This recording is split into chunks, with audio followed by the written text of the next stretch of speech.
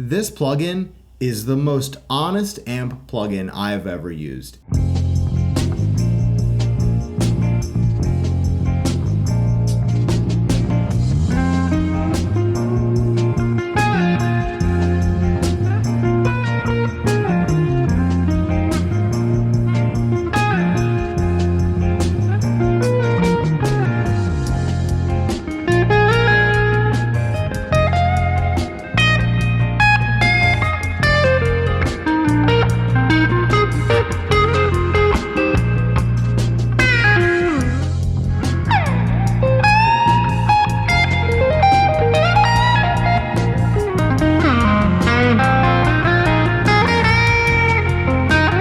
I remember hearing about 2Rock amps a couple of years ago and just really hearing and seeing the buzz of this brand.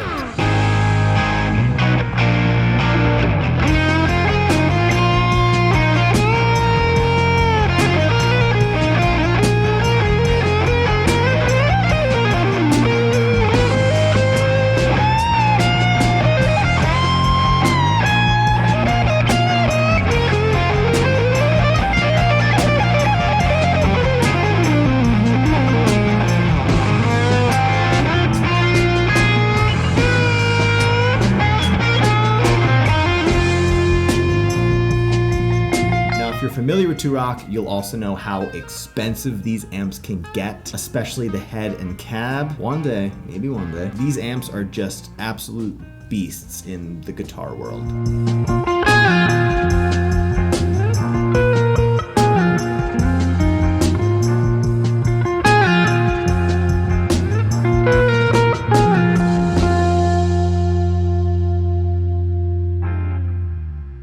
So in this video, I'm going to dive deep into everything that this plugin offers. I'm going to go over all the different sounds, go over all of the presets that they make for you. I'll sort of make my own and go over them as well. I'll give you my honest thoughts, both good and bad, but to be honest, there really isn't too many bad things at all. Now this might be a quick video, but I will have time codes for you if you just want to jump around and learn more about the plugin layout, or you wanted to hear certain sounds, so feel free to do that. Now, if you end up enjoying this video at any point, or you just love gear-related demos and reviews, then definitely subscribe to check out more of my content. So without further ado, let's get right into this video, and I will start with the plugin layout, and then I'll jump into some sounds for you.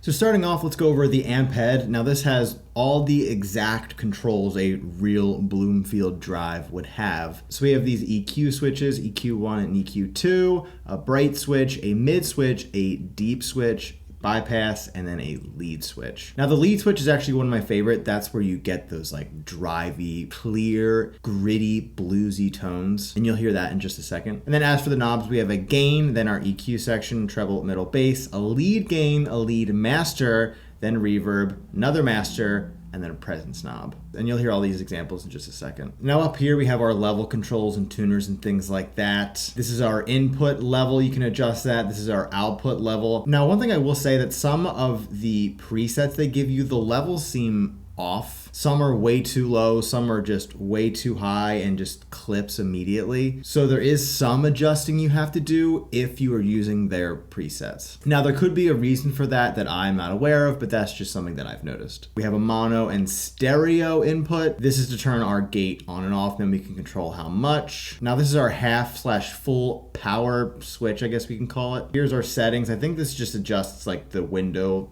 of how big or small we want it to be, I'm guessing. Then we have our tuner, it's super accurate. Right here is where we can save our own presets. This is where we can load our presets as well. Now this controls our output limiter as well, on and off. Now sample size, 1, 2, 4, 8, and then we have a reverb send. Now this reverb is just, it's so lush and tube driven. The reverb really adds depth. It doesn't take away your amp tone. So you can get very like subtle, warm reverbs to just huge room filling reverb sounds. It's probably one of my favorite reverbs I've heard in an amp plugin. Now I genuinely mean this, and I think they worked really hard at figuring this out. This amp plugin genuinely captures what it feels like to play a 2Rock. Almost all of the amp plugins I use, they're very easy to play. You can sort of get away with not necessarily playing wrong, but it just feels so good on the fingers. It's super easy to play. This plugin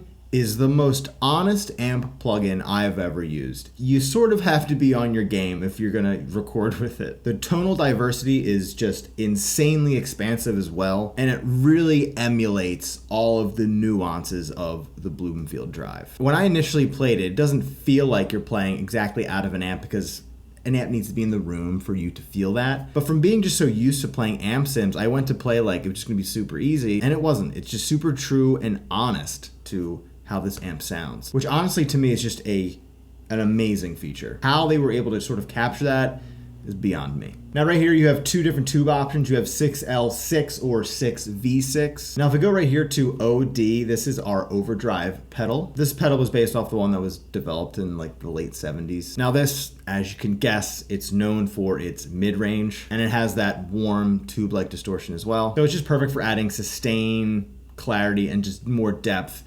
pushing into the amp. Now moving on to our cabinet and speaker options. As you can see, we have so many different controls here. So this is Turok's pretty much at this point legendary 2x12 cabinet. Now apparently it includes a massive impulse response library. So it features two TR12 speakers, but then it gives you a huge collection of 21 virtual microphones you can use. And you can place them wherever you would like on the speaker. As you can see, we can move it around the cone any way we like. We can pick which microphone we want to use. Sorry, it gets cut off at the bottom. Just say ribbon 42BN, ribbon 84 in copper, but we can pick a condenser mic if we'd like as well. And if you don't want to move around here, you can just control the axis here, the distance here, angle, and then we have a delay option as well. Now we can pan left or right, level, all that. We also have a cab focus and cab contour controls.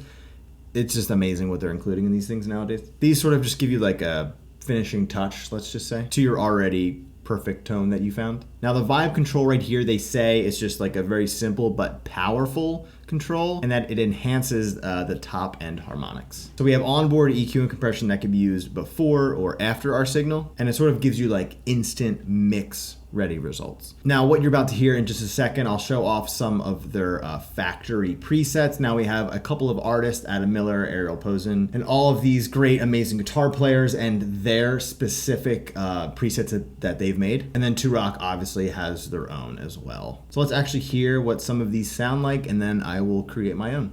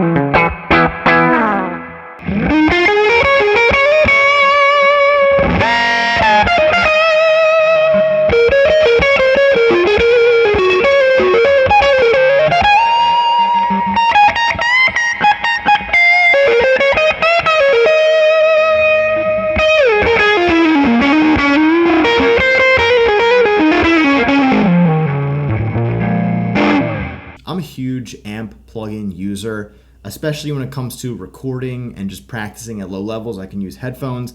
And in the modern day technology, this stuff just sounds so good. But the MixWave 2-Rock Bloomfield Drive genuinely blew me away, and it has become my favorite amp plugin, only because it's the most honest and raw sounding one that I've ever used. When you record, it sounds like you're recording with this amp. Now, with that being said, you're still missing out on having the amp in the room with you and hearing, the cab pushing real air, hearing it in the room, feeling the room. You can feel it in your chest. You're obviously missing that, but I think we're all aware of that. And for the price of this, I think it's like on sale for $129 now. I think originally it's $179. Definitely worth it, because this amp is worth a lot of money. But overall, I'm really impressed. Easily my favorite plugin. I downloaded the free trial, which you can too. I think you get 2 weeks. I did want to do this review for you guys and also for my channel, but honestly, this one also for me, just to run through all the tests to see how I respond and how I like playing with it. This does that one thing great, and it's all you really need it for. So if you're looking for a new amp plugin, or you're looking to get into this world, this is not a bad place to start. Now, thanks as always for watching. Let me know in the comments what you think about this amp plugin or amp plugins in general. If you enjoy videos like this, I've done tons of other demos and reviews of other amp plugins and tons of other gear like pedals and things like that. So if you're into that stuff, make sure to like this video and subscribe. Thanks as always for watching, and I will see you in the next video.